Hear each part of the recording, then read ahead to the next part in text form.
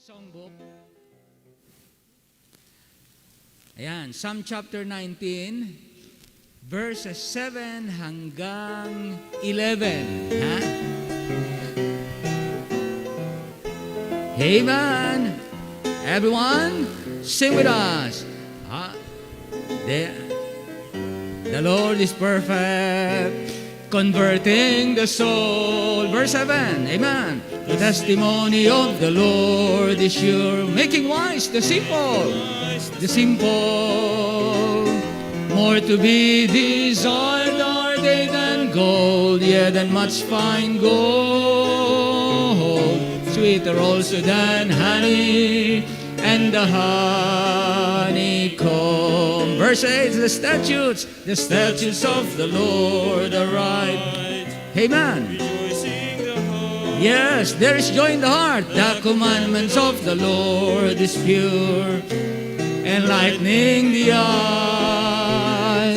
More to be desired are they than gold, yea, than much fine gold. Sweeter also than honey and the honeycomb.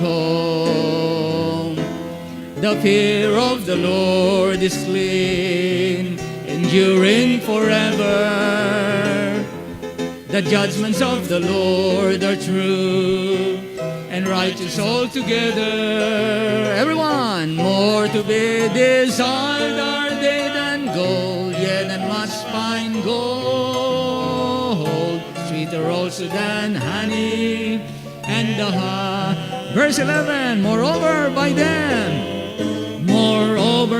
them is thy servant warned, and in keeping of them there is great, wow, amen, keeping of them there is great reward.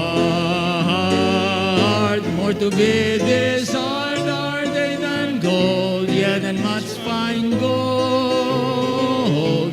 Sweeter also than honey and the honeycomb. Amen, amen. Salamat po. Ang salita ng Diyos ay hindi lamang pagkain ng ating kaluluwa, kundi awitin din ng ating puso. Amen. Psalm 25. Psalm 25. Verse 1. And verse 2. And verse 3. And verse 4. Amen. Bago natin awitin Tagalogin, ha? Everyone. Unto thee, O Lord, do I lift up my soul. Unto thee, O Lord, do I lift up my soul. Oh my God, I trust in thee. Let me not be ashamed, let not mine enemies triumph. Okay, bago natin ituloy po ang awitin, alam nyo, meron tayong kalabang hindi nakikita, di ba? Ang diablo, ang virus, I think yung virus nakikita pa sa microscope.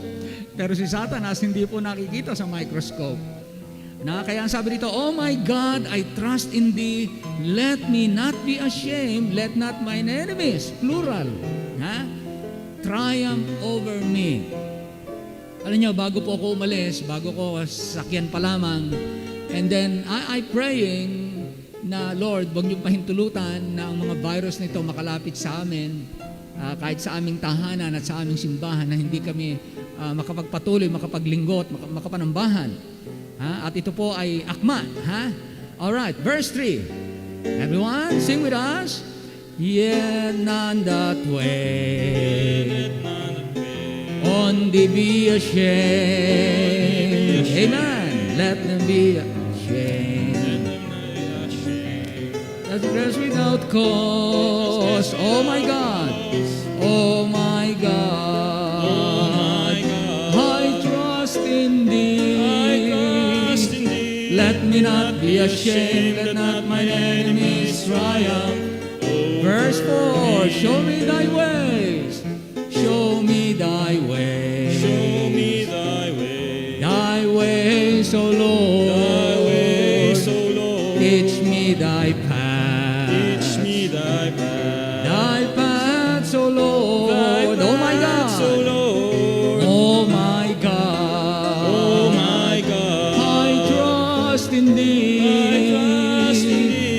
me not be ashamed, let not my enemies triumph over me. One more song, amen. Isaiah chapter 40, verse 31. They that wait upon the Lord, Kaya magandang bukod sa naaawit natin, na memorize natin ang mga talata sa Bible. They that wait, chapter 40 and verse 31. Awitin natin ang dalawang ulit. Ready? Begin. But they that wait upon the Lord shall renew their strength. They shall mount up with wings. Amen. Wow. As eagles, fly high. Amen. They shall run and not be weary. They shall walk and not faint. Help us, Lord. Help us, Lord, on our way. Again. They that wait upon the Lord shall renew their strength. They shall mount up with wings as eagles. They shall run and not be weary. They shall walk and not faint. Help us, Lord. Help us, Lord, on our way. Amen. I am ready. By the blood of the Lamb, I am ready, and I know I am ready by the blood of the Lamb, saved from sin, and I know I am. All my sins were taken away. Praise the Lord. Amen. The devil and me. The devil and me, we both agree. We both agree. The devil and me, the devil and me. I hate him and he hate me. We both agree. The devil and me, we both agree. I hate him and he hates me. All my sins are taken away. Praise the Lord. Amen. Galatians chapter 2, verse 20. I am crucified with Christ. Nevertheless I live, yet not I, but Christ liveth in me. All right, sing with us. Galatians 2:20. Anong simula niyan? Okay, everyone.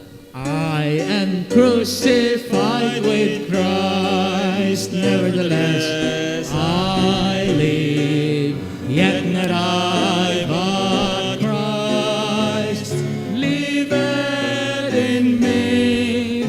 And the life which I now live in the flesh, I live by the faith of the Son of God, amen, who loved me and gave himself for me. Isa pa, awitin natin. I'm crucified. I am crucified with Christ. Nevertheless, I live. Yet not I, but Christ liveth in me. The life which I now live in the flesh, I live by the faith of the Son of God, who loved me and gave himself for me. Amen. Yamang tayo po ay naligtas. Sabi nga ni Apostle Peter, silver and gold have I none, but such as I have, sa Acts chapter 3. Meron tayo niyan. Awitin natin ito sa Acts chapter 3. Silver and gold have I none, but such as I have, give I thee. Bless natin ang ating kapwa. Silver and gold have I none, but such as I have give I thee. In the name of Jesus Christ of Nazareth, rise up and walk. walking and lifting and praising God.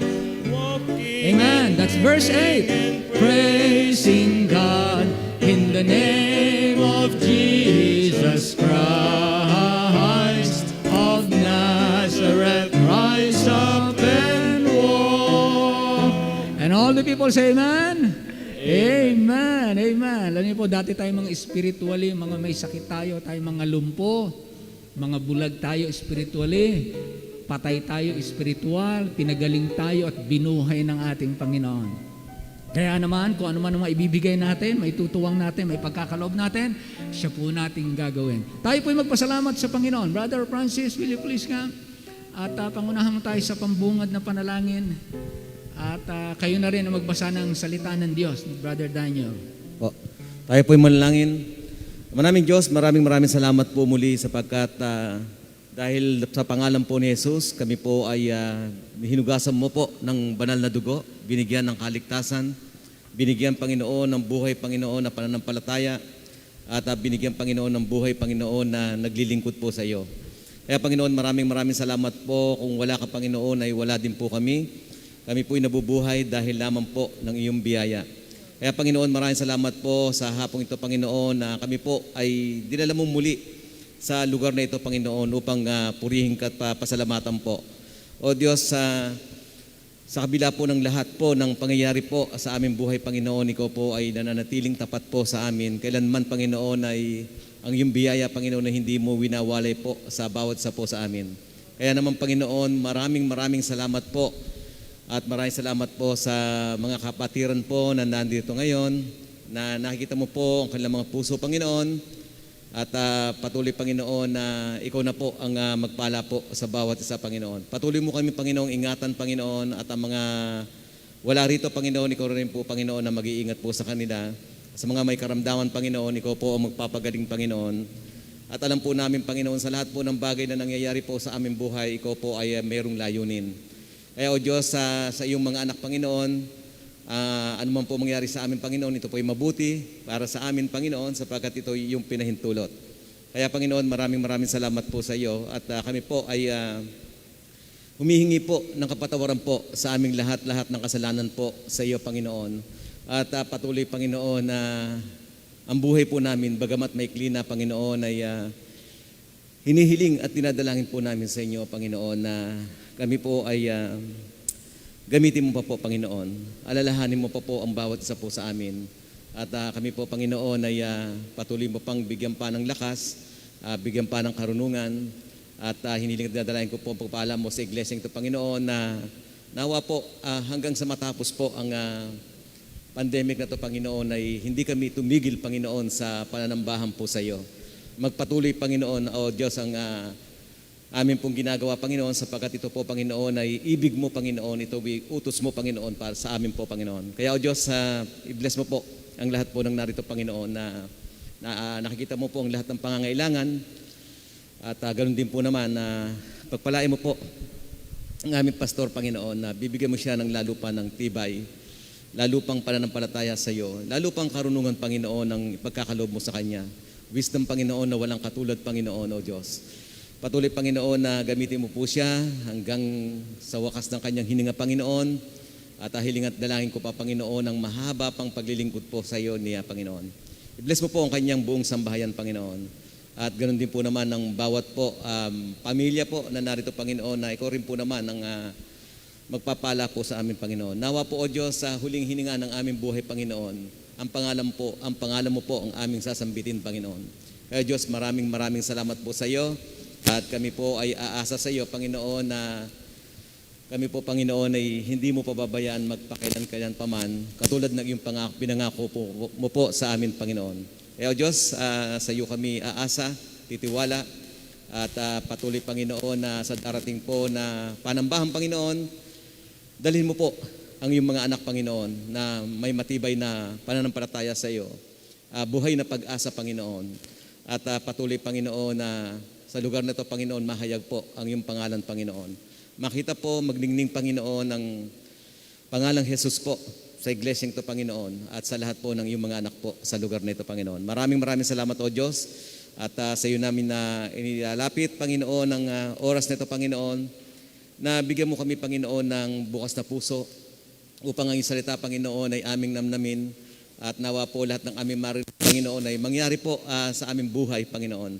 At patuloy, Panginoon, na ikaw na po ang aasahan po namin sa lahat po ng mabubuting bagay po na mangyayari po sa aming buhay, Panginoon.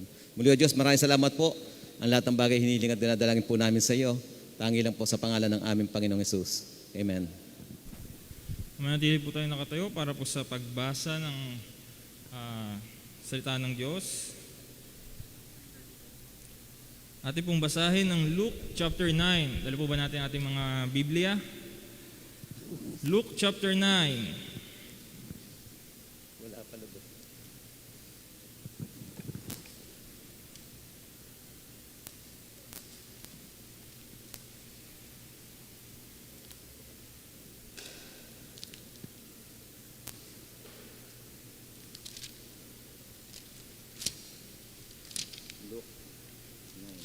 Sige po. Luke chapter 9 po. Verses, atin pong basahin, verse 32 hanggang verse 62. Ako po sa verse 32 at kayo po sa susunod at sabay-sabay po tayo sa verse 62. Luke chapter 9, verse 32.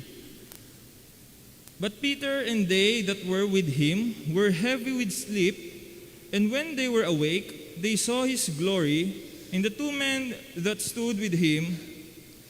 And it came to pass, as they departed from him, Peter said unto Jesus, Master, it is good for us to be here, and let us make 3 tabernacles, one for thee, and one for Moses, and one for Elias, not knowing what he said.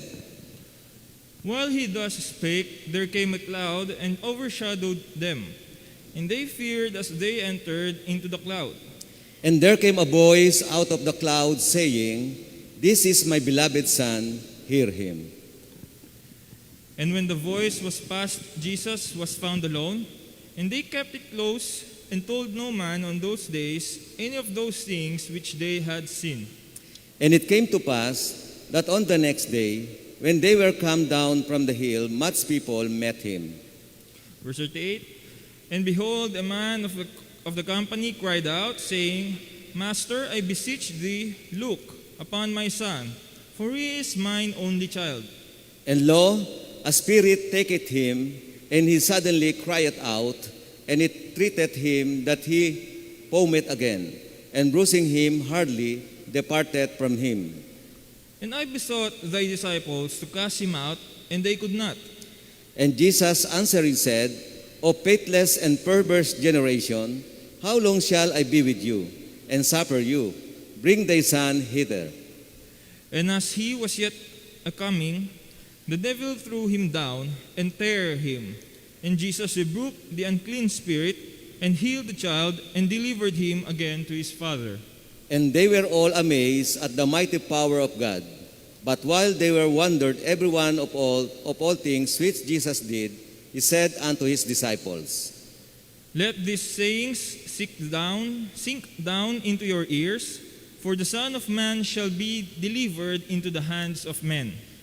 But they understood not this saying, and it was hid from them, that they perceived it not, and they feared to ask him of that saying. Then there arose a reasoning among them, which of them should be greatest. And Jesus, perceiving the thought of their heart, took a child, and set him by him. And he said unto him, Whosoever shall receive this child in my name receiveth me, and whosoever shall receive me receiveth him that sent me. For he that is least among you, the same shall be great. And John answered and said, Master, we saw one casting out devils in thy name, and we forbade him, because he followeth not with us. And Jesus said unto him, Forbid him not, for he that is not against us is for us. And it came to pass, when the time was come that he should be received up, he steadfastly set his face to go to Jerusalem. And sent messengers before his face, and they went, and entered into a village of Samaritans to make ready for him. And they did not receive him, because his face was though he would go to Jerusalem. And when his disciples, James and John, saw this, they said, Lord, wilt thou that we command fire to come down from heaven and consume them, even as Elias did? But he turned and rebuked them, and said, Ye know not what manner of spirit ye are of. For the Son of Man is not come to destroy men's lives, but to save them. And they went to another village. And it came to pass, that as they went in the way, a certain man said unto him, Lord, I will follow thee whithersoever thou goest. And Jesus said unto him, Foxes have holes, and the birds of the air have nests, but the Son of Man hath not where to lay his head. And he said unto another, Follow me. But he said, Lord, suffer me first to go and bury my father. Jesus said unto him, Let the dead bury their dead, but go thou and preach the kingdom of God. And another also said, Lord, I will follow thee, but let me first go bid them burial, which are at home at my house. Sabay-sabay po tayo sa verse 62. And Jesus said unto him, No man having put his hand to the plow, and looking back, is fit for the kingdom of God. Pagpalaan po pagkabasa ng salita ng Diyos, maraming po tayo makaupo.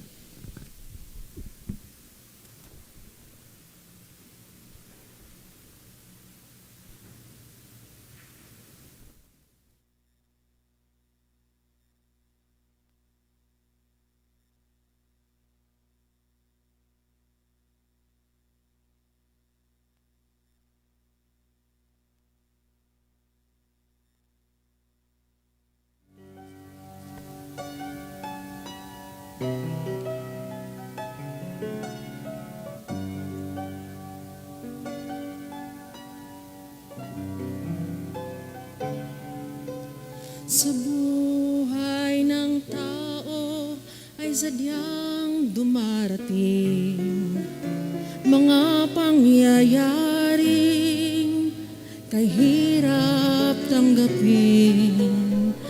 Luhay pumapatak, humihikbi sa pag-iyak. Puso'y sinasakal ng damdaming naghihirap. Manalangin ka at manalig sa Kanya. Si Jesus ay kasama. Walang pagsubok na hindi natin kaya.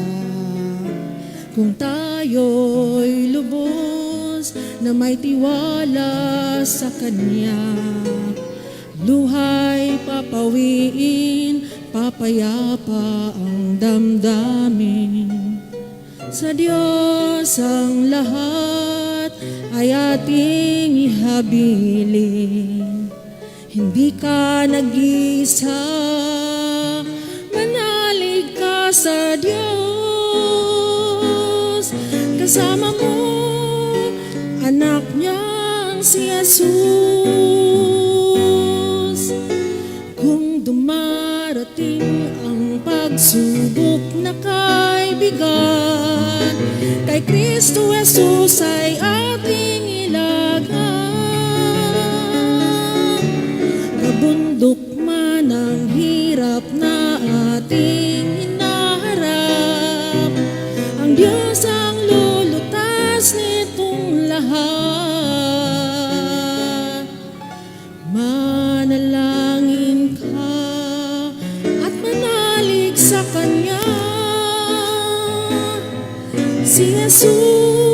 Si Jesus ay kasama.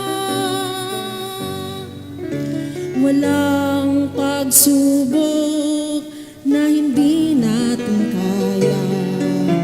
Kung tayo'y lubos na may tiwala sa Kanya, luhay papawiin, papayapa ang damdamin. Sa Diyos ang lahat ay ating ihabilin. Hindi ka nag-isa, manalig ka sa Diyos. Kasama mo ang anak niyang si Jesus. Manalangin ka at manalig sa Kanya. Si Jesus ay kasama. Si Jesus ay kasama. Si Jesus ay kasama.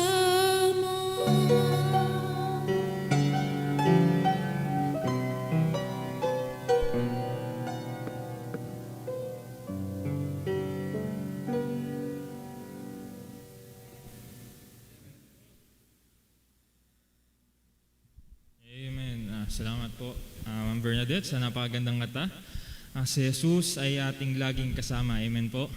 Hindi na tayo pinabayaan. Sa 2 taon na tayo ay nasa pandemic, tayo ay patuloy niyang ginagabayan at sinasamahan. Ano po? Ang topic po natin ngayong gabi ay tungkol sa kaligtasan at ang series po natin ay tungkol sa kaligtasan. Kung nawawala ba ang kaligtasan kapag tayo ay nagkasala? Kung ang kaligtasan ba ay nakukuha sa mabuting gawa. At ngayon po ay babahagi po sa atin ng ating pastor ang mensahe na galing po sa salita ng Diyos. At tayo po ay tumayo at ihanda po natin ang puso't isipan sa ating po pakikinig. Amen. Thank you, Brother Daniel. Tayo po ay manalangin. Amen. Ama naming Diyos, salamat po ng marami sa pagkakataong ito na kami ay muling nagsama-sama at ang iyong salita ay aming pagsasalusaluhan at aming kasama ang iyong presensya dahil ikaw ang nangako na 2 o 3 na magkakatipon sa iyong pangalan ay ikaw ay naroon sa kalagitnaan. Salamat po, Panginoon, sapagkat binigyan niyo po kami lagi ng sigla, lakas ng loob at tamang pag-iisip sapagkat hindi mo kami binigyan ng espiritu ng pagkatakot kundi ng pag-ibig at ng kapangyarihan at ng maayos na pag-iisip para gawin ang tama sa iyong paningin. Salamat po sa iyong mga anak na nangarito at maging sa mga kapatiran namin na hindi namin kasama. Ikaw po ang mag-ingat, ikaw na po ang tumugon ng kanilang mga pangangailangan, maging ang mga nakikinig, kasama namin, nanonood, nakikiisa, nananambahan, nakikinig ng iyong salita online. I-bless niyo po sila sa iba't ibang dako at ang iba po ay mayroon pong nakikinig mula sa ibang bansa. Salamat din po, Panginoon, sa biyaya mo na kami ay tumanggap ng liwanag sapagkat wala kaming ganitong mensahe, wala kaming ganitong pag-asa, kagaya ng iba na walang pag-asa, kung hindi mo kami binigyan ng pagkaunawa at hindi kami nakaranas ng tunay na pagliligtas. Kaya Lord, dalangin namin, bawat isa ay mapuno ng pasasalamat sapagkat hindi mo kami pinabayaan. Ang pinakamahalaga na aming pangangailangan na inyong tinugunan na how much more ang mga pangangailangang pansamantala dito sa katawang lupa. Kaya Lord, maraming salamat po. Pinagtatagubilin namin sa inyo ang aming mga mahal sa buhay na hindi namin kasama. Pakaingatan mo po sila at mga kapatiran. Ito po ay aming hiling at dalangin sa pangalan po lamang ng aming Panginoong Jesus. And all the people say Amen. Amen. Amen. Makakaupo na po tayo. Amen. Tayo po ay tama po yon, magkakaroon po tayo ng bagong series sapagkat dumadami po ang mga nagtuturo at sa dami ng napapakinggan ng mga tao, sa totoo lamang mababasa niyo yung mga tao, nalilito na kung ano nga ba ang paniniwalaan nila hanggang ang mga tao nagtatalo-talo na lamang kung ano nga ba ang tama at magpipilosopohan na lang, nagbabarahan na lang yung mga tao. Yung mga nakikinig, yung mga nagbabasa, nadadamay minsan sa ganung paraan ng salitaan. Kaya mas mabuti po na nag-aaral ng katotohanan. Ang pag-aaralan po natin na magiging serye natin ay ang kaligtasan nga ba ay nawawala. Kasi kung ito ay nawawala, sino ang makakatiyak? Wala nga, kasi nawawala eh. Kung tayo ang magsasabi, paano naman natin masasabi na ito'y natitiyak at hindi nawawala? Kaya mahalaga meron tayong Bible. Amen? Sabi nga ng Biblia, kung ang patotoo sa 1 John, di ba? Basahin po muna natin yon. 1 John chapter 5. Sabi rito, verse 9. Sabi dito, if we receive the witness of men, the witness of God is greater. For this is the witness of God which He had testified of His Son. Kung pinaniniwalaan natin yung patotoo, sinasabi, yung pinatutunayan, sinasaksihan ng mga tao, ay mas higit ang patotoo ng Diyos. Kaya kapag ka nagkaiba ng sinasabi ang tao at saka ang Diyos, doon na tayo sa panig ng Diyos.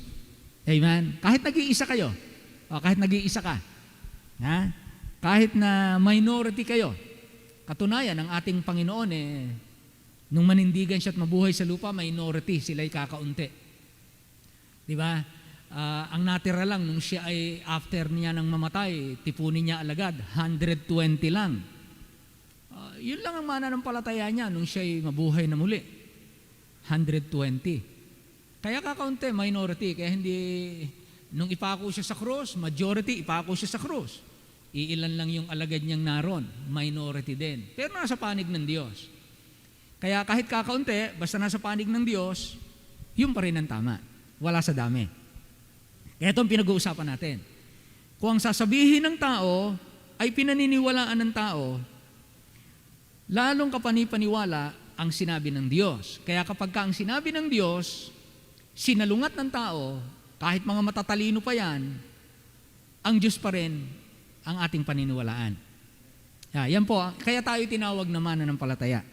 Nananampalataya tayo sa Diyos, sa ating Panginoong Hesukristo, bago sa mga tao. Sino sa inyo nakasakay sa zipline? Gumamit na po kayo ng zipline. We enjoy. Naalala ko nung kami ay tsaka yung mga cable car, kung kayo nakapunta na sa Vietnam, nasakyan nyo kayo, mga nakarating na doon, at naroon ang highest and longest cable car. Di ba? Na talagang nasa taas ng bundok. Talagang 2 bundok ang tinatawid. Haba. The longest and the highest. So far, wala pa po akong narinig na yung may mga sumakay doon na nahulog. Ibig sabihin, nalaglag yung pinakasasakyan. Yung car. Yung cable car. Wala. Kasi po, pag tinignan nyo, halos yung mga yung cord niya, ganito kakatataba. Yung tataba. At maging sa zipline. If you're thinking about going on a zipline adventure and have picked your location, make sure you research it first. It's a good idea to find out about the park or facility that's offering a treetop tour or zipline experience. Sadly, there are many smaller, less trustworthy places that offer ziplining, which has the potential to be extremely dangerous if it's not done properly. So yan ang totoo nun. So yung zipline, exciting, thrilling, enjoyable, pero kapag yung zipline na yun, nakasakay ka doon, direktang nakasabit ka, kung hindi maayos ang pagkakagawa, hindi safe ang pagkakagawa, talagang nakakatakot kasi ang taas-taas nun, mahuhulog ka. Pero mangyayari lamang yon kapag hindi perfect ang pagkakagawa. Hindi perfect ang pagkakagawa. Kaya kung magkaroon man ng mga aksidente na tinatawag, sapagkat hindi perpekto ang gawa ng tao. Kaya kahit na anong gawa ng tao, kahit gaano niya pagbutihin, palibasa wala pong perfect all the way. Kahit ang bakal, lumuluwag ang mga tornilyo. Di ba? Kinakalawang yan. Kaya every once in a while, chinecheck nila Pero mga kapatid, ang Diyos, hindi na kinakailangang i-check every time dahil kada sabihin niya, kada gawin niya, perfect. Amen? Kaya kapag kayo sa Diyos magtitiwala, yun ang titignan natin. Kasi ang Diyos, wala siyang kahinaan, walang weakness ang Diyos, walang kahinaan ang Diyos, wala siyang imperfection. Okay, so ang Diyos ay perfect. So sa lahat ng bagay, siya lamang ang balance. Siya lamang ang balance. Kaya kung titignan po natin, mga kapatid, ang ating pananampalataya, makikita natin na kapag sa Diyos tayo nagtiwala, nanalig, doon tayo lamang pwedeng pumanatag. Natitignan po natin, how secure are we in Christ? Kapag sinabi bang ikaw ay nanampalataya kay Kristo at na kay Kristo ka na, gaano ba tayo ka-secure? Ibig sabihin, gaano ba tayo ka-safe? Gaano ba tayo kaligtas? Ayon. Kung tayo ay naligtas sa pamagitan ni Kristo, gaano ba tayo kaligtas? Ayon. Ikaw ba ay ligtas for 1 year? Ikaw ba ay ligtas for 3 years? Ikaw ba ay ligtas kapag wala kang nagawang mali? Pagka ba ikaw ay nagkamali? Ikaw ba ay nawawalang kaligtasan? Ikaw ba ay ligtas pagka miyembro ka at nasa loob ka lang ng simbahan? At kapag ba ikaw ay tiniwalag sa simbahan, hindi ka naliligtas? O ikaw ba ay ligtas pa rin kapag kahit na ang mga gawa mo ay tinanggihan ng Diyos sa langit, no, naglingkod ka tapos hindi ng Diyos nagustuhan ng paglilingkod mo, wala kang reward kahit isa, ligtas ka pa rin ba? Kaya gaano tayo kaligtas? Yun po ang isang pag-uusapan natin. Kaya ang kaligtasan ba ay talagang minsan kang maligtas, ligtas ka na magpakailan pa man, o kinakailangang dadating pa yung panahon na ang kaligtasan ay pwedeng mawala, at pagka nawala, pwede kang bumalik para mabalik yung kaligtasan mo. Pagka lumihis ka uli, ang kaligtasan mo ay mawawala na naman, at pagka bumalik ka ay ibabalik na naman yung kaligtasan. Ganun ba ang pagliligtas ng Diyos? Kung ang pangalan ng naliligtas ay nakasulat sa aklat ng langit, yung mga ligtas, nakasulat ang pangalan sa aklat ng langit, tapos pagka nawala ang kaligtasan mo, nakasulat yung pangalan mo dun sa listahan ng buhay. Kung hindi ka naligtas ngayon taong ito, ay buburahin yung pangalan mo doon. Wala na naman dun yung pangalan mo. Kung after 5 years, at saka ka babalik sa Panginoon, yung pangalan mo, wala naman doon. Ano mangyayari? Isusulat na naman doon. Mag-a-appear na naman yung pangalan mo. After 5 years, lumihis ka na naman. O after 10 years, natukso ka muli, lumihis ka na naman. After 5 years, so pag alis mo, wala na naman yung pangalan mo doon. Ano mangyayari sa aklat ng listahan ng langit? Hindi po ganoon ang Bible. Pero pag-aaralan po natin ang pagdating po ng panahon. Nauna po, liwanagin lang po muna natin ang kaligtasan. Yung kaligtasan, tignan po muna natin yung maliwanag na sinasabi ng Bible, Efeso 2:8 at 9. Tignan po muna natin ito, no? Efeso 2:8 at 9. Ito ay sinabi ni Apostol Pablo sa mga taga-Kolosas at mga taga-Efeso kung ano ang kanilang kalagayan. Efeso 2:8 at 9.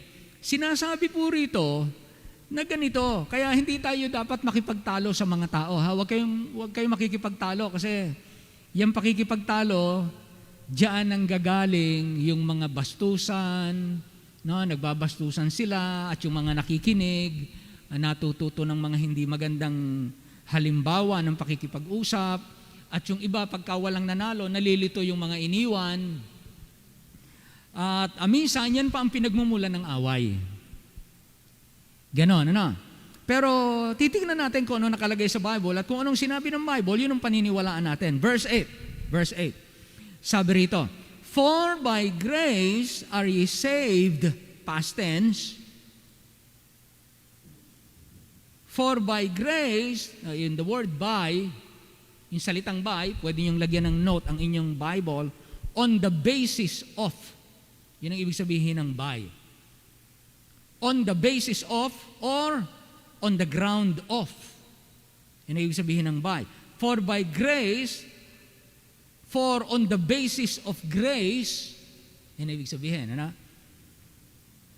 O sa pamamagitan ng biyaya, kayo'y nangaligtas sa Tagalog. Hindi pa natin mailagay dyan sa screen. Pero sa pamamagitan ng biyaya, kayo'y nangaligtas. Sabi dito, for by grace are ye saved through. The word through means by means of. By means of, pamamagitan ng. By means of. Or by grace, on the basis of grace, ye are saved, past tense, by means of, sa pamamagitan ng pananampalataya. And that not of yourselves, at ito'y hindi sa inyong mga sarili. Ito ay kaloob ng Diyos. It is the gift of God. So makikita natin, ang salvation, ang origin, galing sa taas.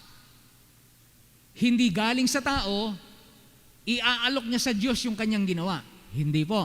Ang kaligtasan galing sa langit, pinadala ng Diyos, ang gagawa ng kaligtasan, si Jesus.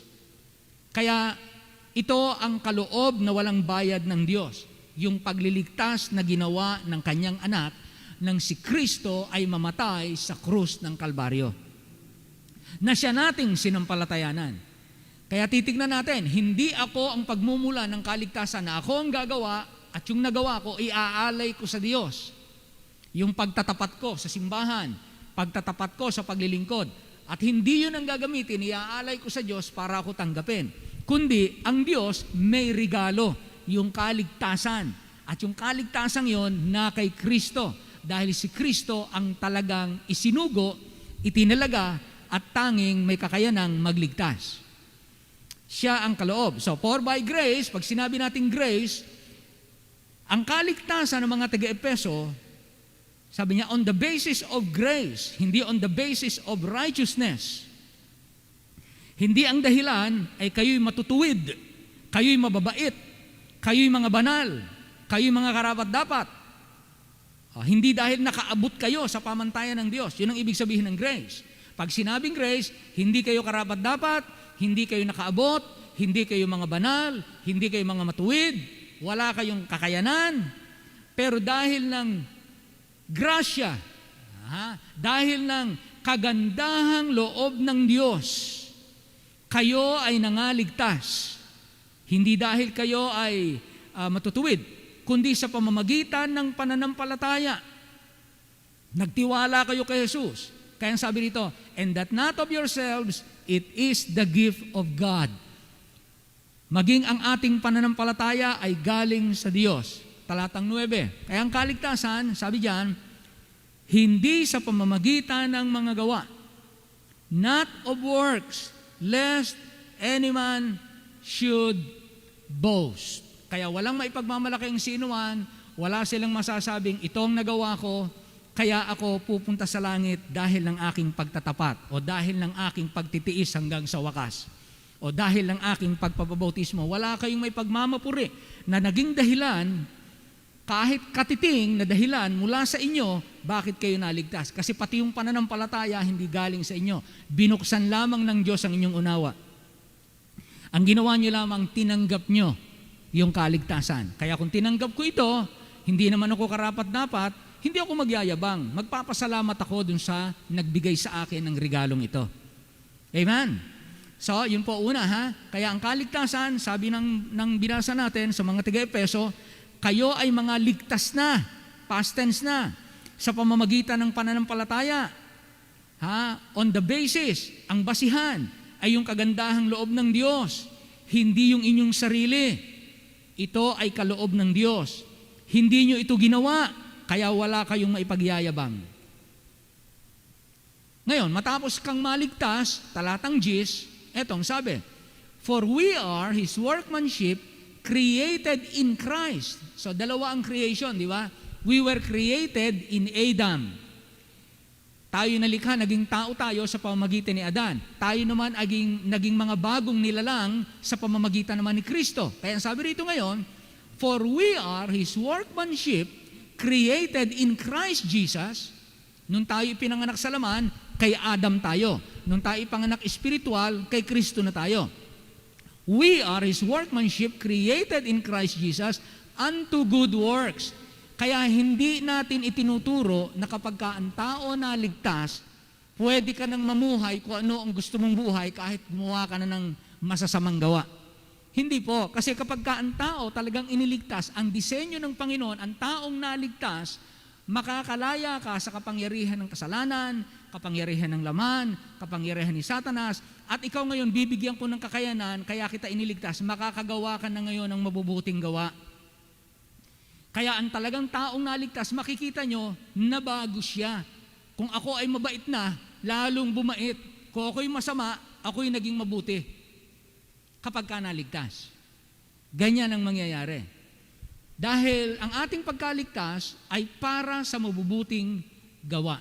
At hindi basta gawang mabuti. Pinag-usapan na natin yan. Ito'y mga gawang mabuti na ang Diyos ang gumagawa sa pamagitan natin ginagamit tayo. Sa pangalawa, Roma 11:6. Romans 11:6.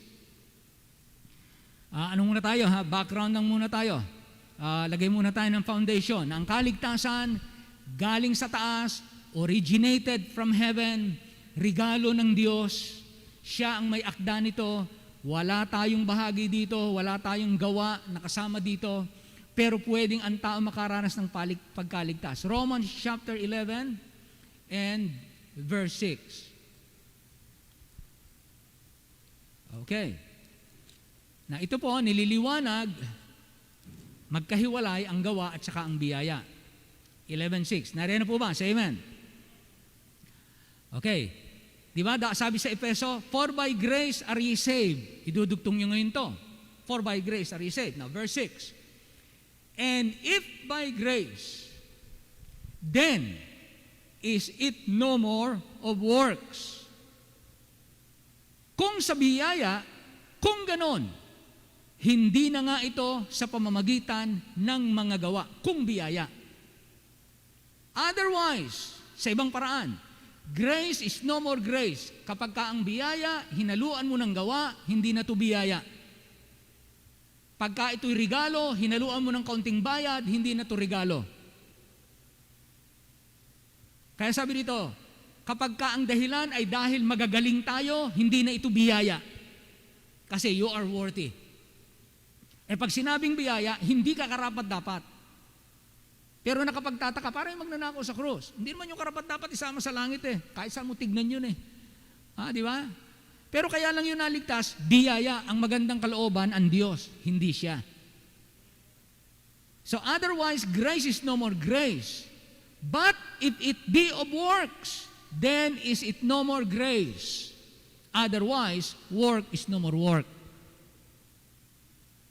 Kaya hindi pwedeng pagsaluin, pagsamahin sa kaligtasan yung grace plus works. Yung works, ginawa ni Kristo, hindi tayo. Yung kagandahang loob, kagandahan ni Kristo, hindi atin. Kaya ang kaligtasan, lahat galing kay Jesus. Lahat galing sa Kanya. Wala tayong bahagi doon. Tinanggap na lang natin. Kaya pag binigyan kayo ng cellphone, hindi kayo binigyan dahil ikaw ay mabait na anak. May mga ganon. Kaya binigyan, mahal ka. Yun lang. Mahal ka. Pero hindi dahil karapat-dapat ka. Sabihin na natin ganyan. Parang ganyan, ano? So, maliwanag po biyaya, hindi nagawa. Now, gaano ba tayo kaligtas? Hebrews chapter 7 and verse 25.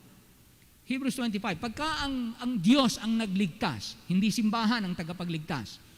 Hindi ako ang tagapagligtas. Hindi ako maililigtas ng sino mang tao. Pag ang Diyos ang magliligtas, etong sabi ng Bible, Hebrews chapter 7, verse 25. Hebrews 7:25. Basahin ko sa Tagalog. Dahil dito naman, siya'y nakapagliligtas na lubos sa mga nagsisilapit sa Diyos. Sa pamamagitan niya, palibhasa'y laging nabubuhay siya upang mamagitan sa kanila. Kaya ang ating Panginoong Hesus, walang hanggang tagapamagitan. Ibig sabihin, kung ikaw ay naligtas ngayong araw na to, bukas magkakasala ka pa. Tama? Sa susunod na mga araw, magkakasala ka pa. Ngayon, aling kasalanan mo doon ang pwedeng magdala sa iyo sa impyerno? Kung naligtas ka ngayong araw na to, sa mga sunod na mga araw, nagkasala ka, may mga kasalanan ka ba sa hinaharap na ikaw ay mapupunta sa impyerno? Pwede pa bang mangyari yon? Anong sabi ng Hebreo? Dahil dito naman, siya'y, si Jesus, nakapagliligtas na lubos, uttermost. Pag sinabing uttermost, hanggang sa kaduluduluhan. Naalala niyo yan sa Bible? Go into all the world, and to the uttermost part of the world, of the earth, hanggang sa kaduludulong hangganan ng lupa, ipangaral niyo ebanghelyo. Yung salitang uttermost dito, ginamit sa kaligtasan. Kaya tayong iligtas ni Kristo hanggang sa kaduluduluhan.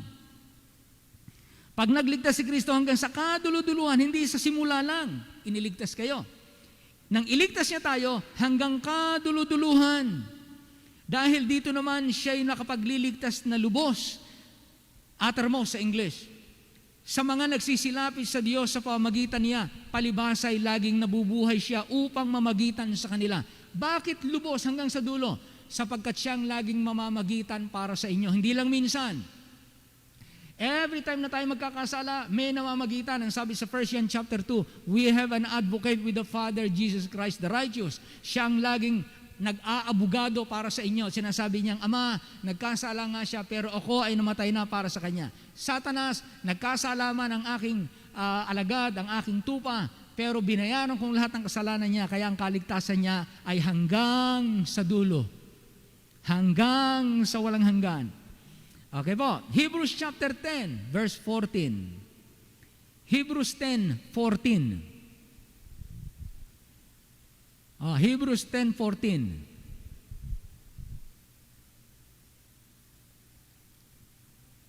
Hebrews 10:14.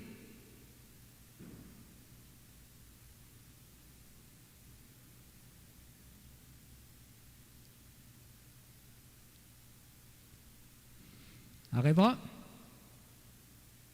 Hebrews 10:14. For by one offering, yung ginawa niya sa krus, yung pagkapako ni Kristo sa krus, for by one offering, He had perfected forever them that are sanctified.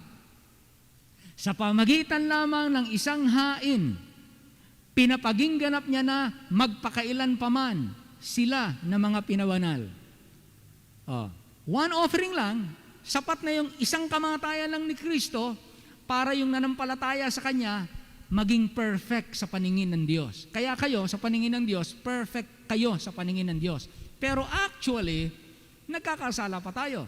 Pero dahil ng ginawa ni Kristo, we were perfected forever. Okay? We're perfected forever. Now, tingnan natin ang Hebrews 7:19. So dito, kaya ka ni Kristong gawing perfecto sa paningin ng Diyos. Ngayon, tingnan po natin ang Hebrews 7:19. Hebrews 7:19. Ito po. For the law, yan ang sinisikap ng taong sundin. For the law made nothing perfect. But the bringing in of a better hope did, si Kristo yan, by the which we draw nigh unto God. Sa pamagitan ng pananampalataya, sa pamagitan ng pananalig kay Kristo, naging perfect tayo sa paningin ng Diyos. Pero yung pagsunod sa kautusan, anong sabi dito? For the law made nothing perfect. The law made nothing perfect. Hindi tayo magiging perfect sa pamagitan ng ating mga gawang ayon sa kautusan. Kaya ang sabi sa Roma, kapitulo Galatia. Simulan natin ng Galatia, kapitulo 2, talatang 16. Galatians 2:16. Ito, napakaliwanag po nito. Knowing that a man is not justified by the works of the law. Kaya nga, walang magiging perfect sa pamamagitan ng law. But The new hope did. Ano yung new hope? Knowing that a man is not justified by the works of the law, but by the faith of Jesus Christ. Even we have believed in Jesus Christ, mga taga-Galatia, that we might be justified by the faith of Christ and not by the works of the law. For by the works of the law shall no flesh be justified. Walang aaring ganap, walang laman, walang tao na magiging matuwid sa paningin ng Diyos sa pamagitan ng pagsunod sa kautusan. Pero merong nagiging matuwid sa paningin ng Diyos sa pamagitan ng pananampalataya kay Jesus. Acts chapter 13, 38 and 39. Acts 13, 38 and 39.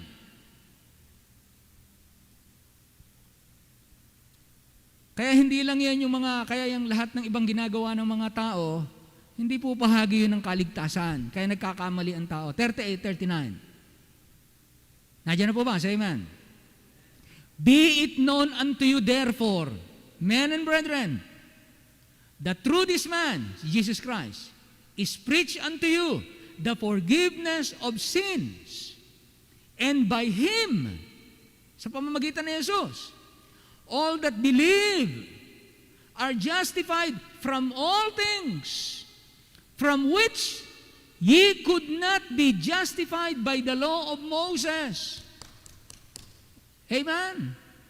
Kaya, ang laking pasalamat po natin ang makilala natin ang ating Panginoong Hesus na sa Kanya, pwede tayong pawalang sala, kumbaga tayo inihabla sa hukuman ng Diyos. At narito si Satanas, inaakusahan tayo ng marami nating kasalanan, kaya hindi tayo dapat pumunta sa langit.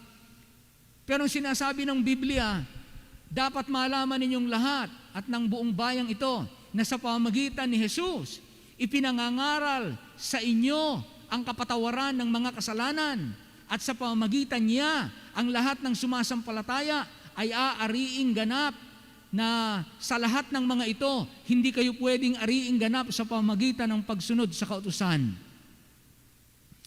So gusto ko po muna na maging maliwanag po sa atin yan, ang sinasabi ng salita ng Diyos, gaano ba tayo kaligtas? Sabi ng Bible sa Hebrews chapter 7 verse 21, to the uttermost, He can save to the uttermost, hanggang sa kaduluduluhan, kaya kanyang iligtas.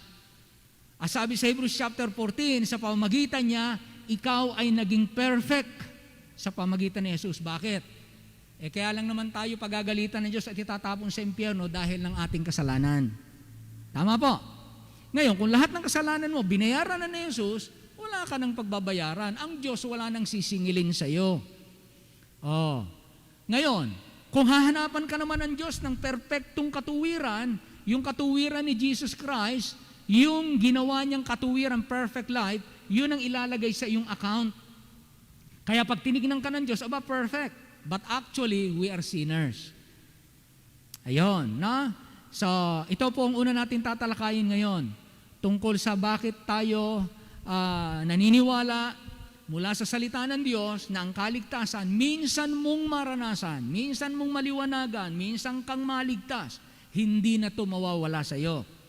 At hindi naman ibig sabihin, kung muligtas ka magpakailan pa man, pwede ka nang mabuhay sa kasalanan. Hindi naman yung tinuturo ng Bible. At hindi rin natin itinuturo kasi hindi nga turo ng Bible. Pero kung sinabi ng Bible, ngayon ligtas ka na, okay ka na, kahit na maglaro ka na sa buhay, edi yun ang ituturo natin. Yun ang gagawin natin. Hindi naman ganun nakalagay sa Bible . Kaya sabi mo po, isabihin, pagkaligtas ka na magpakialaman, pwede ka lang gumawa ng kasalanan. Bakit mo kami bibigyan ng ganung pangangatuwiran na hindi naman ganun ang pangangatuwiran ng Bible? Ikaw na lang nag-iisip nun . Okay, so tignan po natin to. Unang dahilan, bakit ang kaligtasan ay hindi na mawawala? First reason, there are only first and second birth in God's Word. Ang isang dahilan kung bakit ang kaligtasan hindi nawawala at pagka nawala, hindi na maibabalik. Yung kasi yun kung ang kaligtasan nawawala, hindi mo na yan pwedeng ibalik.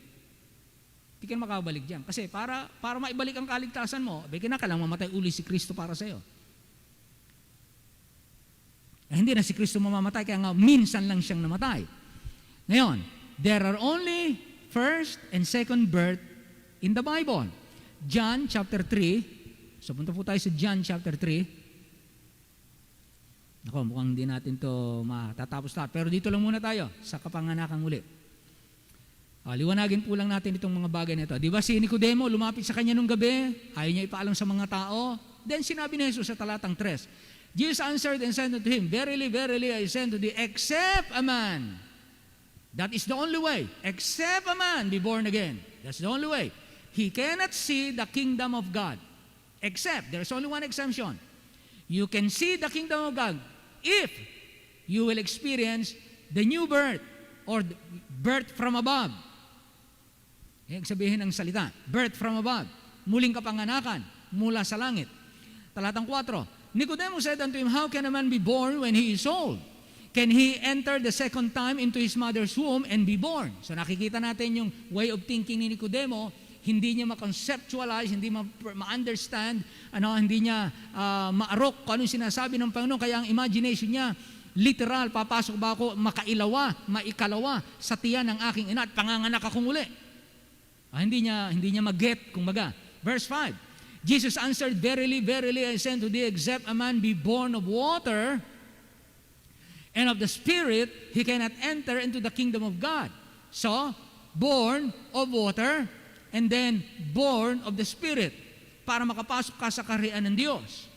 So, ibig sabihin, ang muling kapanganakan ay para lang sa mga tao. Hindi ito para sa mga anghel. Kaya ang anghel, wala silang second birth.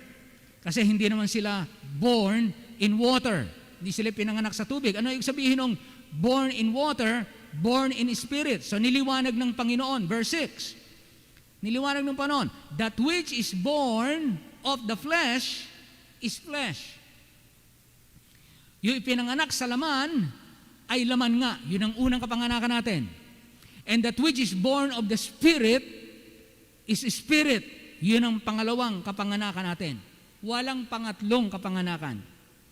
Kaya kung ang kaligtasan ay nawawala, para ka maligtas, kinakailangan kang ipanganak na muli kung nawawala.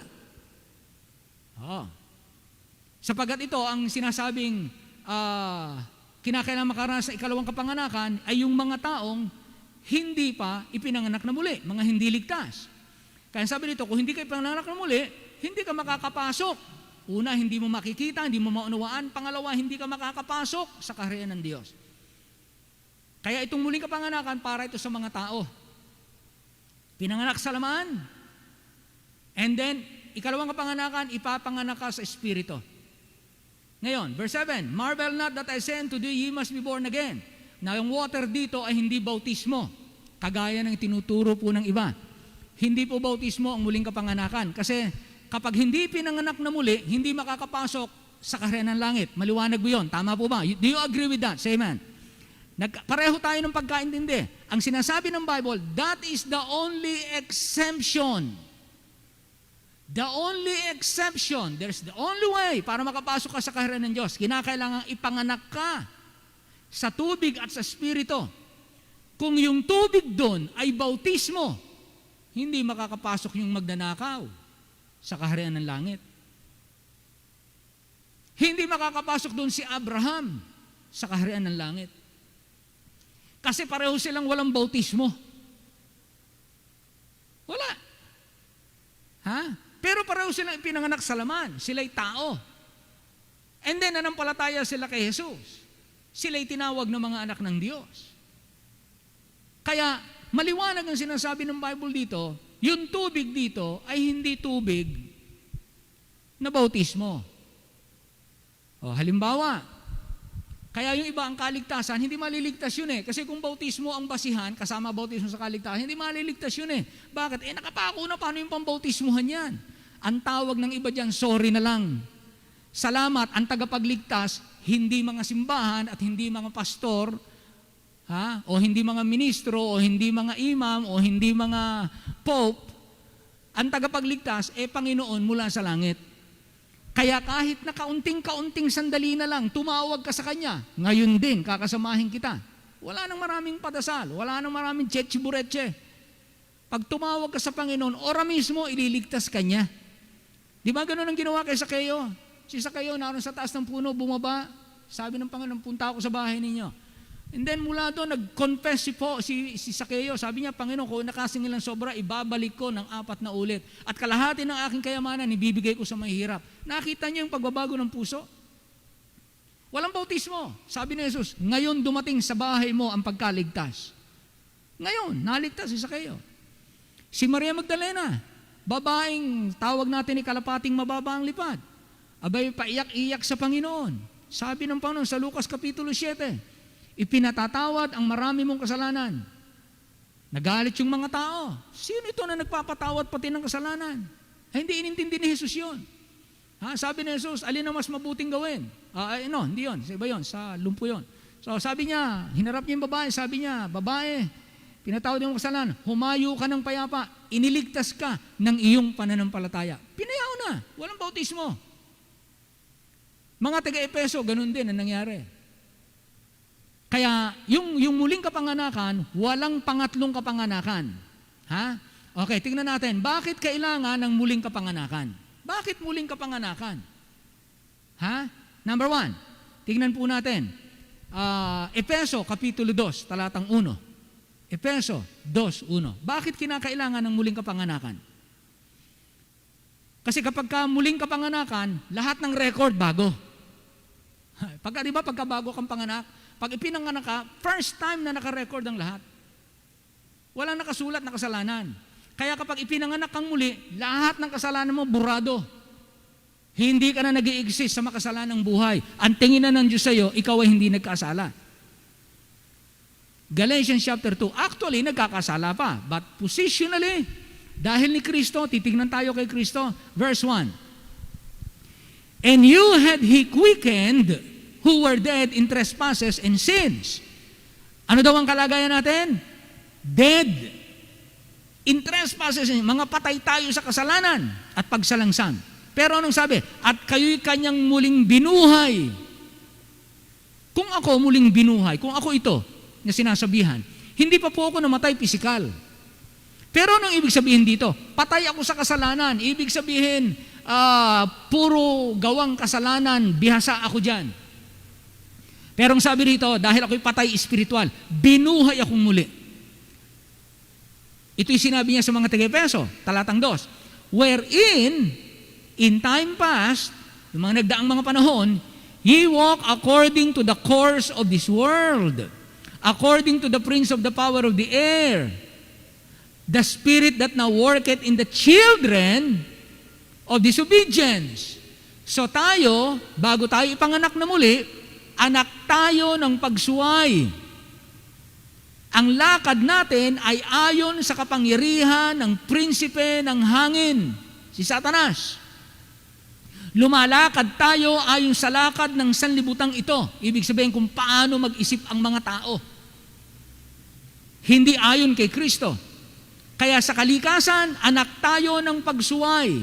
Verse 3, among whom also, we all, sabi niya, sinama niya yung sarili niya, si Paul, we all had our conversation in time past, ganito ang ating buhay, in the lust of our flesh.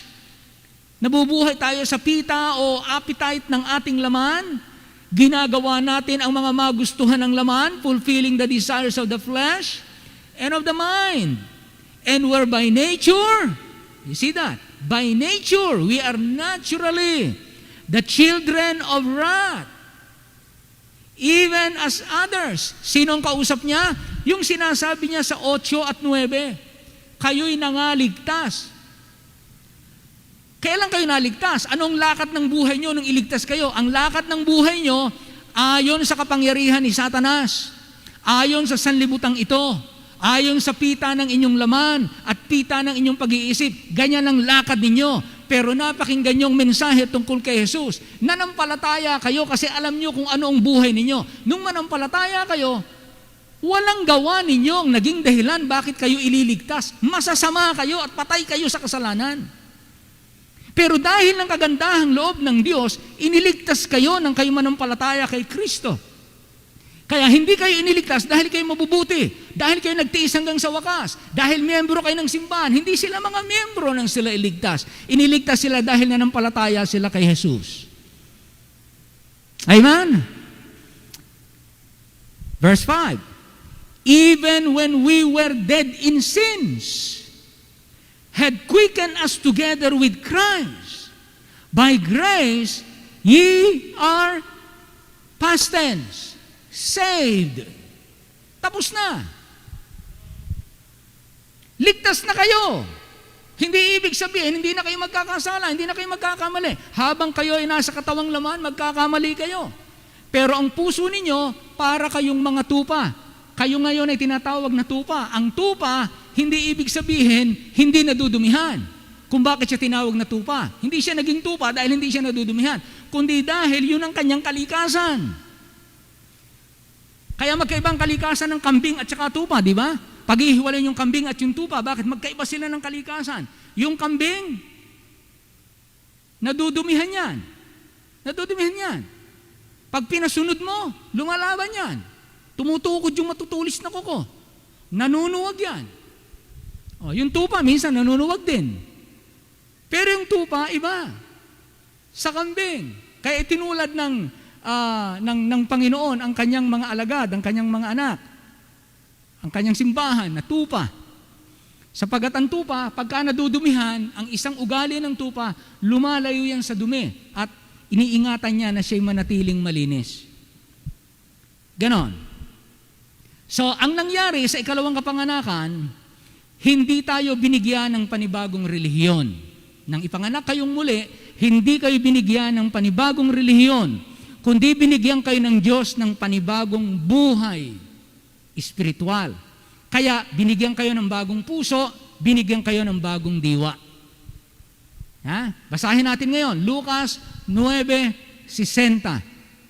Para makita natin, nang pinag-uusapan nating patay sa kasalanan, hindi ibig sabihin yan, patay pisikal, hindi na humihinga. Magkaiba yon. Kaya makikita natin dito na may magkaibang klase ng patay. Lucas 9:60. Alright, pakibasa natin yan. Kung nakita nyo, pakibasa nyo rin ha, sama-sama tayo. Ready? Sige, kung nakita nyo dyan, Luke 9:60. Basahin natin lahat. Ready? Begin. Jesus said unto him, let the dead bury their dead, but go thou and preach the kingdom of God. Hayaan mong yung mga patay, ilibing nila yung kapwa nila patay. Paano makapaglilibing yung hindi humihinga? Patay pisikal, hindi gumagalaw, hindi nga makamulat yan. Pag patay pisikal, paano mo ililibing yung kapwa mo patay sa iyong tabi? Ikaw na patay, ililibing mo yun. Hindi nga mangyayari na literal na patay ang kahulugan nito. Kaya ang ilalagay nyo dyan, let the dead, spiritually dead, bury their physically dead loved ones. Yung spiritual na patay, pero buhay pisikal, ililibing nila yung pisikal na patay. Kasi walang kakayanan yun na ilibing ang kanyang sarili. Kaya sinasabi dito, let the dead spiritually bury their own dead physically. Kaya sa muling kapanganakan, isinilang tayong muli na may bagong buhay kay Kristo. We were born spiritually dead. Wala tayong spiritual life. By nature. Lahat ng tao. So, hindi natin alam yon. Saka lang natin nalalaman ng dahil may Bible. So, spiritually dead. We cannot, so number one, we are by nature children of wrath. Kaya kinakailangan ng muling pakanakan. Pangalawa, we cannot cause our second birth. Hindi natin kayang ipanganak na muli ang ating sarili. Hindi natin kayang gawin sa ating sarili na ipanganak natin bilang ikalawa sa espiritual na pamamaraan ng ating sarili. John 1:12 and 13. Kaya kung titingnan natin ang John 1:12 and 13, makikita natin dito paano nagiging anak ng Diyos, paano sila pinapanganak na muli, na hindi ito kayang gawin ng tao. 12. Sabi dito, but as many as receive Him, To them gave He power to become the sons of God, even to them that believe on His name. Yun yung nangyari sa magnanakaw, yun nangyari kay Sakeo, yun ang nangyari kay Maria Magdalena, yun ang nangyari sa mga nasa lumang tipan. Yun ang nangyari sa mga nasa bagong tipan. Nanampalataya. Kaya mahalaga yung pananampalataya. Naalala nyo, may mga ahas, pinagtututuklaw sila. Sabi ng Panginoon Moses, ilagay mo yung ahas na tanso sa isang pole, sa isang poste, itaas mo, at lahat ng taong titingin doon sa ahas na tanso, kahit tinuklaw ng ahas, hindi mamamatay. Anong koneksyon nun? Pero yun ang sabi ng Diyos pagtiwalaan natin yung sinabi ng Diyos, para hindi kayo mamatay sa katuklaw ng ahas, tumingin kayo doon sa ahas na tanso at papangyayarihin ng Diyos. Sa oras na tumingin ka, hindi ka mamamatay. Now, ang lahat ng tao ay natuklaw ng kasalanan. Sabi ng Bible ni Jesus sa John chapter 3, kung paano itinaas ang ahas sa bundok, paano itinaas ni Moses, ganun din naman itataas ang anak ng tao, si Jesus. At ang sino mang sumampalataya sa Kanya, hindi siya mamamatay. Hindi siya mapapahamak, magkakaroon siya ng buhay na walang hanggan. Kaya yung ahas na tanso ay larawan ni Kristo sa pananampalataya kay Jesus. Naliligtas ang tao sa tuklaw naman at laso ng kamatayan ng kasalanan. Ngayon, dito, sa sinabi natin, binasa natin, verse 12, binibigyan ng karapatan na maging anak ang mga nanampalataya. Verse 13, which were born, not of blood, hindi minamana sa magulang, nor of the will of the flesh, hindi mo kayang pagsikapan sa iyong sarili, nor of the will of man, hindi kayang gawin ito ng iba sa iyo. Ang bautismo kayang gawin ng iba sa iyo. Pero ang muling kapanganakan, sabi niya, but of God, which were born, not by blood, nor of the will of the flesh, nor of the will of man, but of God. Ang Diyos lang ang nakagagawa ng muling kapanganakan. Kaya kinakailangan tayo panganak because we cannot cause, C-A-U-S-E, we cannot cause our second birth. Apart from amazing grace in our lives, we don't like to hear that about ourselves. No, ayaw nating madinig na hindi natin kaya. Pero yun ang katotohanan na sinasabi ng Bible. Kaya we must be born again. 1 Peter chapter 1, 3-5. Blessed be the God and Father of our Lord Jesus Christ, which according to His abundant mercy had begotten us again unto a lively hope by the resurrection of Jesus Christ from the dead. So para tayo mapanganak na muli, by the mercy of God. He begotten us again. Ipinanganak niya tayo. Kaya yung naniniwala na si Jesus ay begotten Son of God, ipinanganak daw ng Ama, yung anak, yung Diyos anak, ipinanganak, abay mali po yun. Kasi tayo, begotten din Ha? Okay. Pangatlo, bakit tayo kinakailangan panganak na uli?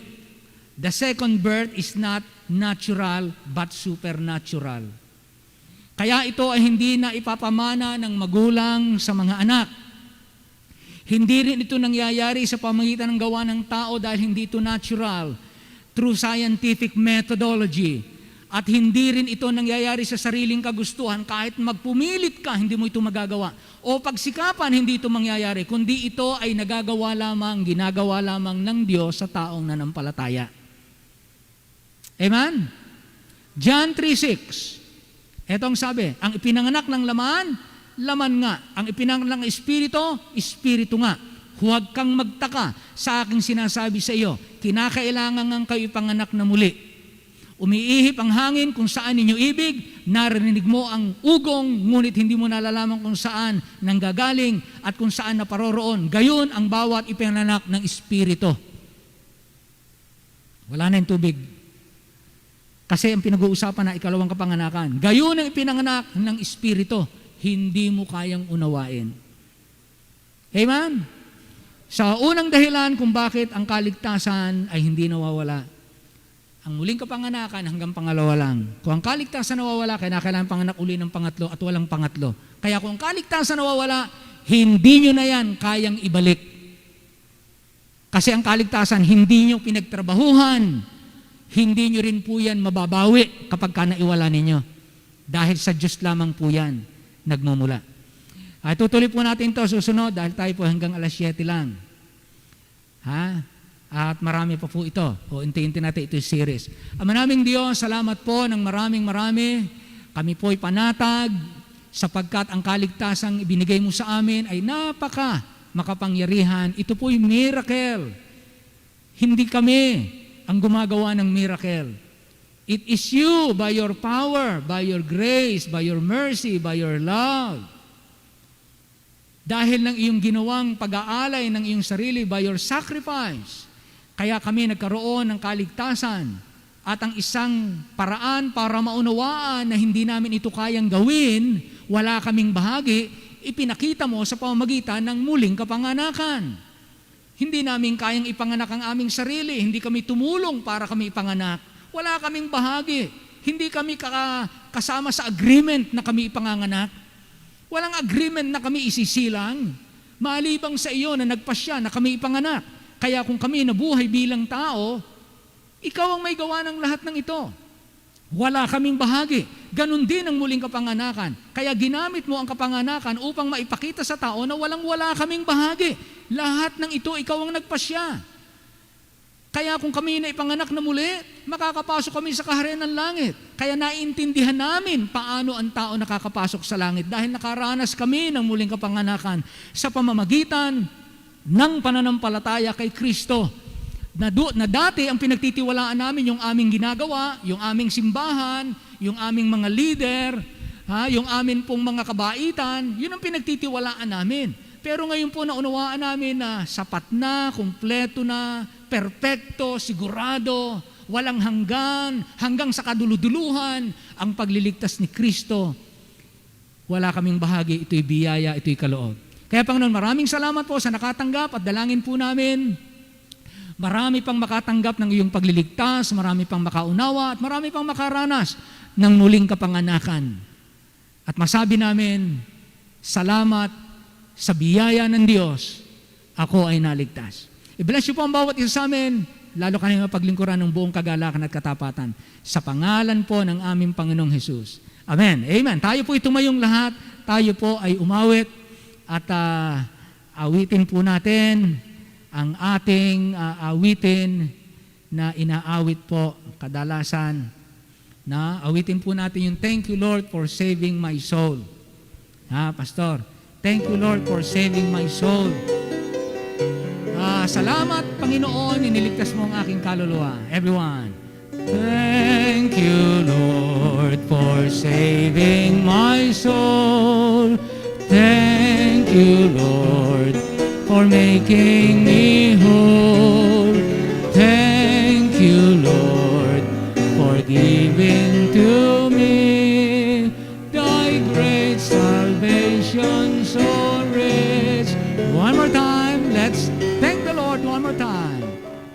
Thank you Lord for saving my soul. Thank you Lord for making me whole.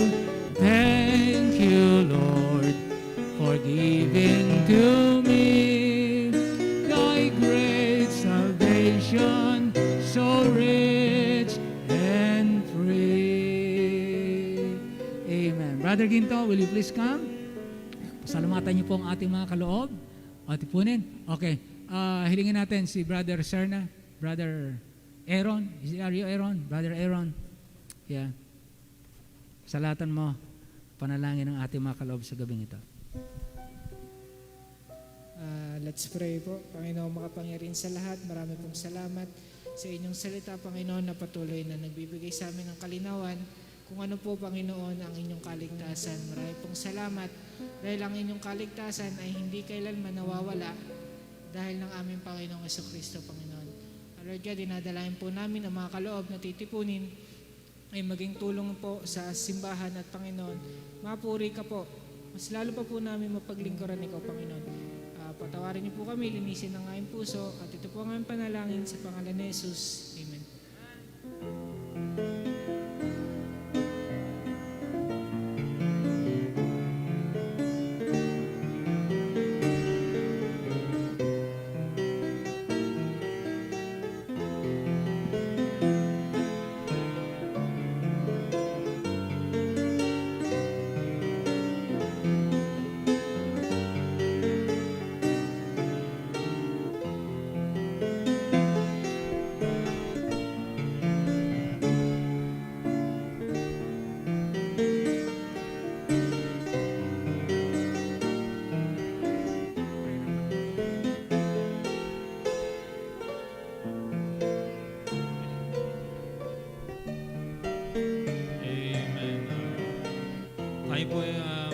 sa panalangin at tayo po ang lahat ay magsitayo. Alingin po natin si Doc Francis para po tayo pangunahan sa pangwakas na panalangin po. Pakasama pala po sa prayer yung mga kapatiran ho natin na mayroon pong mga karamdaman at ang ating pong sitwasyon dito sa ating bansa, sa ibang parte pa ng mundo. Ano po yung maging okay na ang ating kalagayan. Maraming Diyos, maraming salamat po muli sa kaligtasan po na amin tinanggap sa inyo na hindi namin nakukuha ito kung saan pa man, kundi ito, Panginoon, ay galing po sa iyo sa pamamagitan po ni Jesus. Kaya Diyos, maraming salamat po sa banal dugo, Panginoon, na naghugas po ng aming lahat ng karumihan, ng aming lahat ng kasalanan. At ito nga po, Panginoon, ay hindi na mababago magpakailan-kailan pa man. Kaya Diyos, sa iyo kami patuloy na asa at titiwala na bibigyan mo kami, Panginoon, ng lalo pang higit na pananampalataya sa iyo. At patuloy, Panginoon, na ang buhay na ito, Panginoon, ay patuloy mo pang magamit, Panginoon, para po sa iyong kaluguran. Kaya Diyos, maraming salamat po sa katotohanan ng iyong salita na ang kaligtasan ito, Panginoon, ay magpasawalang hanggan. Kaya Diyos, maraming salamat po sa pag-asa na ito na ito lamang po ang aming tangan-tangan, Panginoon, na kaya nga, Panginoon, na kami po ay narito at dahil alam po namin na kami yung mga anak at nararapat lamang, Panginoon, na ikaw aming pasalamatan, purihin at sambahin sa araw-araw, Panginoon. Sapagkat walang makagagawa nito sa amin, Panginoon, maliban sa iyo. Kaya Diyos, maraming salamat po sa kaligtasan ito, Panginoon. Mabubuhay kaming walang hanggan, nakapiling mo, Panginoon, sa langit. Kaya Diyos, maraming salamat po sa iyo at pagpalain mo po muli ang bawat isa po at lahat ng iyong mga anak, Panginoon. Patuloy mong alalahanin, Panginoon. Maraming salamat po. Ito hiling at dalangin po namin, tangi lang po sa pangalan ng aming Panginoong Jesus. Amen.